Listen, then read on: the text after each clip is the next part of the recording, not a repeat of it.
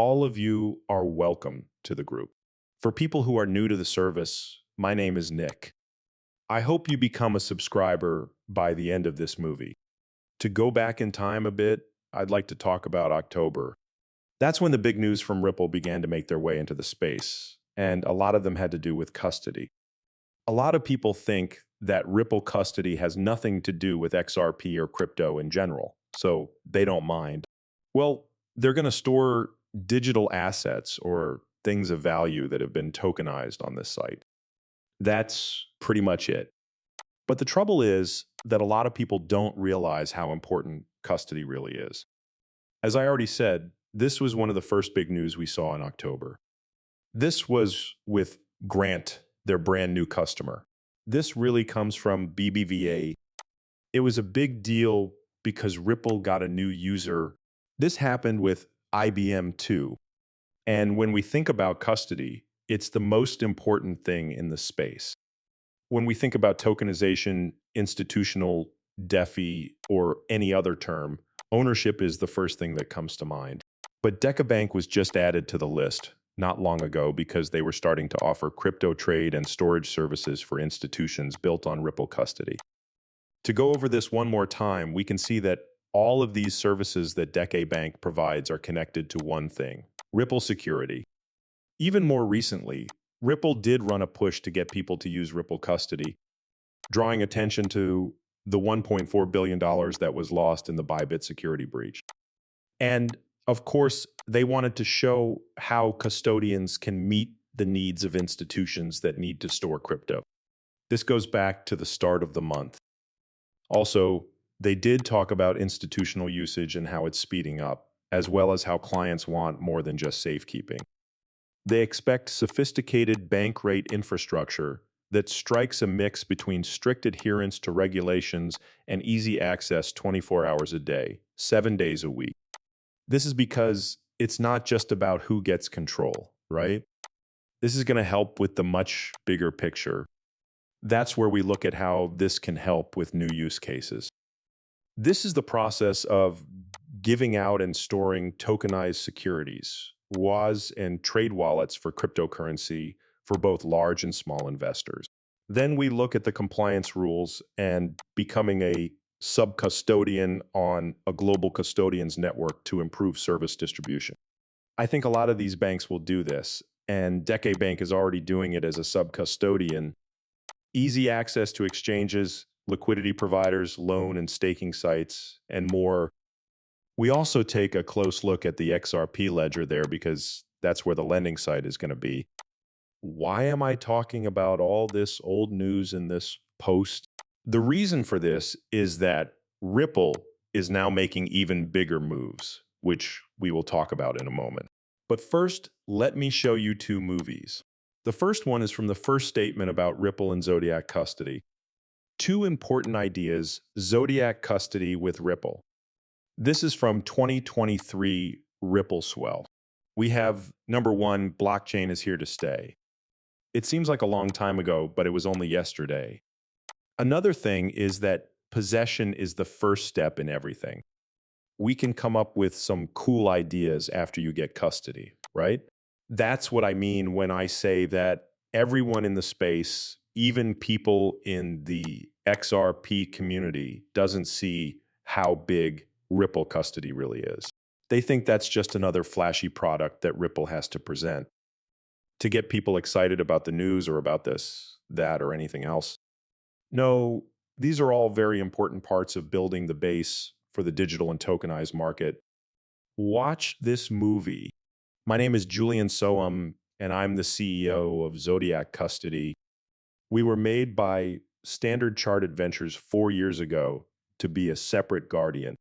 We also have Northern Trust, CBI, and our own shareholders.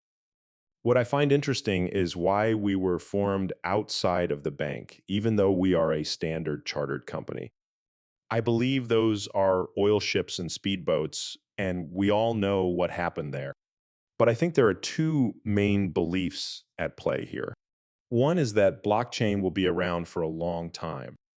The second thing is that custody is where it all starts, which is kind of what Adrian said in his opening speech.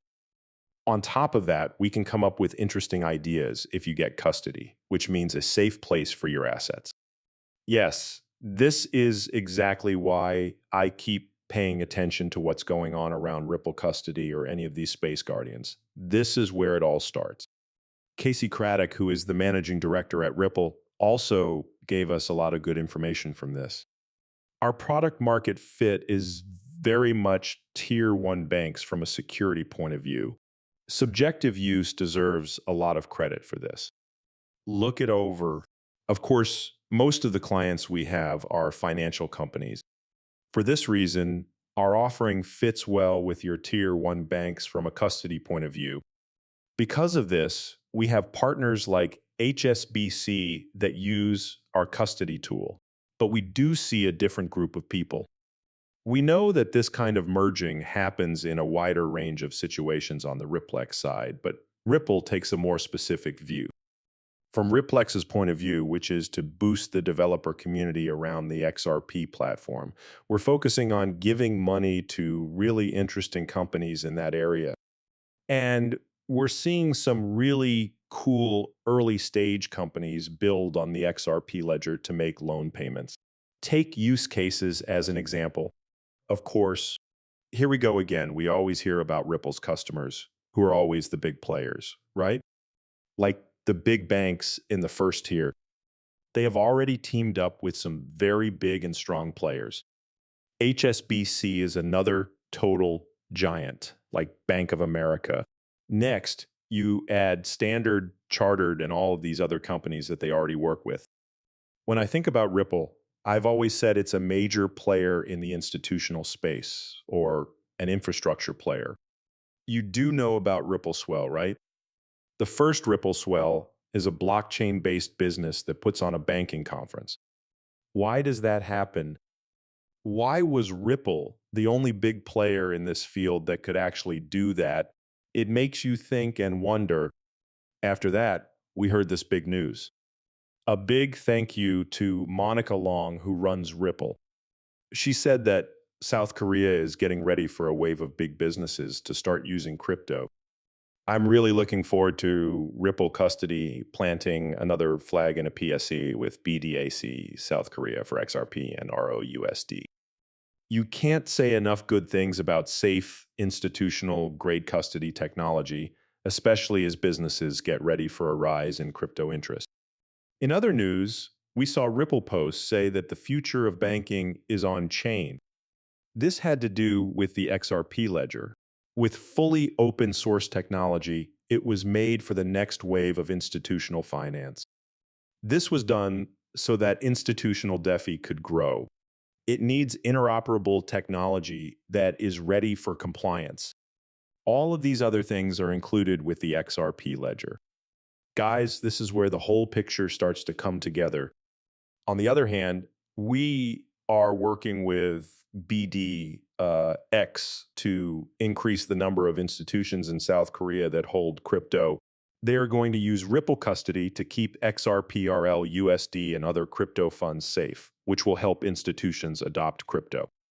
The growth of XRP system developers and changes in Korea's laws and rules, a big step toward making the on-chain economy stronger in the area. We can see when we come over here, just so, 3 crashes, these are the most important things, right? We now